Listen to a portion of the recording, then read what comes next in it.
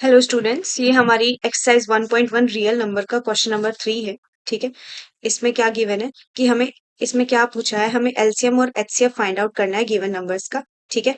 तो हम अगर पहला क्वेश्चन लेते हैं 12, 15, 21, प्राइम फैक्टराइजेशन करके हमें एलसीएम और एचसीएफ फाइंड आउट करना है। इसका अगर हम प्राइम फैक्टराइजेशन करते हैं तो ये हमारा होगा 2 इंटू 3। ठीक है।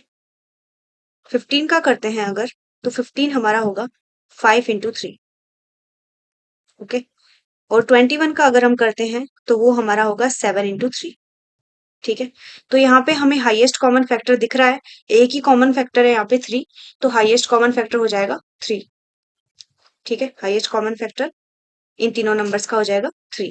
एलसीएम की बात करें तो एलसीएम के लिए कॉमन फैक्टर्स को हम सिर्फ एक बार लिखते हैं, बाकी जो भी नंबर्स बचते हैं, जो भी फैक्टर्स बचते हैं उनको लिख देते हैं। यहाँ पे कॉमन एक ही है 3, 3 को लिखा एक बार, फिर 2 इंटू 2, जो भी बचा है वो सब लिख देंगे, इंटू 5 इंटू 7।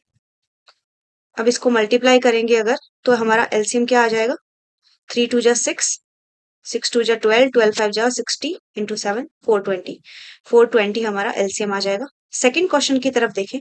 सेकंड क्वेश्चन में आपको दिख रहा होगा कि 17, 23, 29, 17, 23 और 29, ये तीनों ही नंबर हमारे प्राइम नंबर्स है। प्राइम नंबर्स, इनके मतलब दो ही फैक्टर होंगे, क्या होगा, एक 1 और एक ये खुद। ठीक है। तो इनमें कुछ भी कॉमन नहीं होने वाला, इनका हाईएस्ट कॉमन फैक्टर क्या हो जाएगा, 1 हो जाएगा।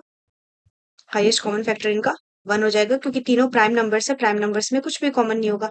एलसीएम की बात की जाए तो एलसीएम के लिए कुछ भी कॉमन नहीं है, तो कॉमन फैक्टर बेसिकली है ही नहीं, तो हम तीनों को सीधा सीधा मल्टीप्लाई कर सकते हैं।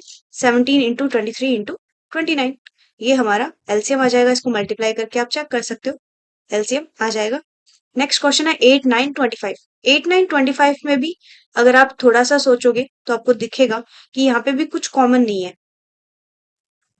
8 को हम लिख सकते हैं 2 इंटू 2 इंटू 2। ठीक है। वैसे लिखने की जरूरत नहीं है इतनी, क्योंकि हमें दिख रहा है कि इनमें कुछ कॉमन नहीं है, मतलब हमारे तीनों नंबर्स ही आपस में मल्टीप्लाई हो जाएंगे। तीनों नंबर मल्टीप्लाई हो जाएंगे तो हमारा एलसीएम आ जाएगा। और अगर हम बात करें एचसीएफ की, तो क्योंकि कुछ कॉमन नहीं है तो हाईएस्ट कॉमन फैक्टर हो जाता है 1। ठीक है।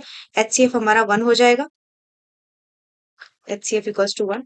और अगर हम एलसीएम की बात करें तो 8 इंटू 9 इंटू 25 हो जाएगा। ठीक है। एलसीएम की बात करें तो ये हो जाएगा 8 इंटू 9 इंटू 25। ठीक है। तो यहाँ पे हमें दिख रहा है 8 5 जा 200 इंटू 9, 1800 हमारा एलसीएम आ रहा है। ठीक है। ठीक है। Take care.